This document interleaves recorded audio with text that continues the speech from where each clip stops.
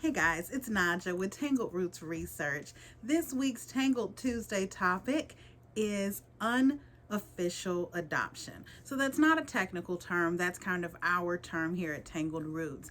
And unofficial adoption can happen a number of ways, but ultimately it's when someone that you're researching is raised by their non biological parents. So, usually, the way that you find out this has happened is you're looking at death records that don't match the census records you've seen. For example, if someone dies and the parents they list at death are different than who they've lived with throughout the course of various census records and possibly even marriage records.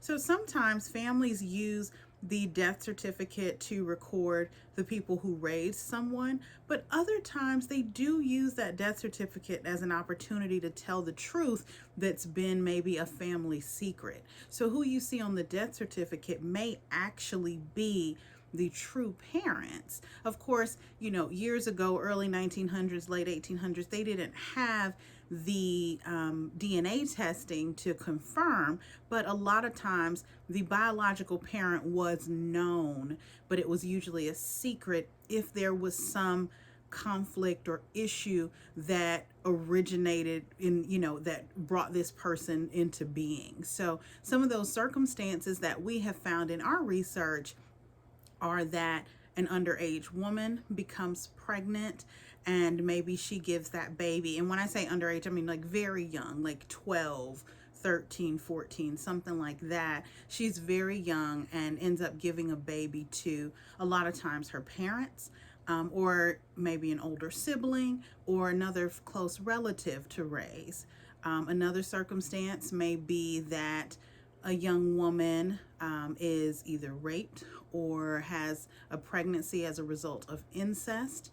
There can also be situations where a woman, fully adult, volitional pregnancy, but she ends up getting married to someone other than the father of this child. That child may be raised by the adoptive father now. The new husband would raise that child as his own. And in some cases, there's infidelity that results in a pregnancy, either on the behalf of the husband or the wife, but they may bring that child home and raise it as if it were their child together, when really it's only biologically one of their children. So, in all of these cases, though, the child that is being adopted ends up being raised by people that they are genetically connected to, but not in the traditional way that they are both their parents. So if you have a DNA test done a few generations down the line, you may be looking for connections that don't show up quite right. For example, if I were to look for my grandmother to have connections to who I was told was her father, and I'm looking for connections to that family in my DNA results, I wouldn't find them. Because what I found out when I was a preteen was that my grandmother's biological father was actually still living, and I had a living great grandfather. But I had come to think that my great grandfather had died like 20 years earlier, but that wasn't the case. That was actually her stepfather, because my great grandmother was pregnant when she got married. And this was known throughout the family and the community. It wasn't widely spoken about, but it was known. So now that I knew that, when I got my DNA results, I wasn't shocked, because I saw connections to her biological father, not to her adoptive father. But had I never gotten that information from her, I would have been confused by my results, because I'd be looking for a connection that wasn't there, and I'd have connections that I couldn't explain.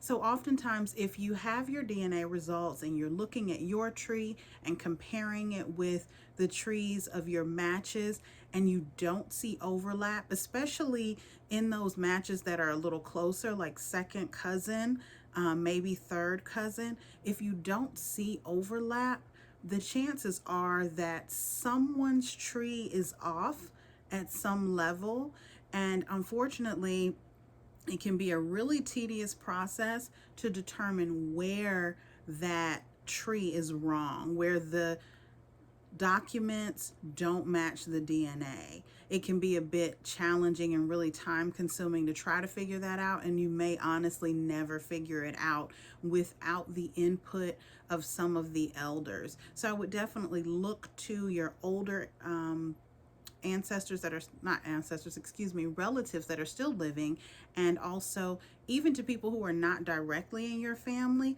because people talk. So those in the community and some of the more distant relatives may have knowledge of things that happened close in your family, even though they're not directly a part of that situation. So do keep that in mind when you're researching. Realize that there may have been circumstances that resulted in one of your direct line ancestors being raised by other family members that weren't their biological parents.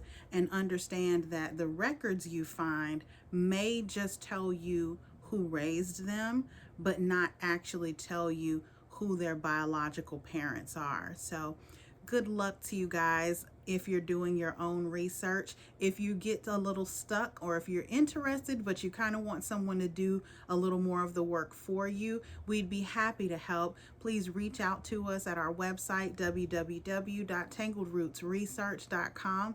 We're also on Facebook and Instagram at Tangled Roots Research. Until next time, keep searching.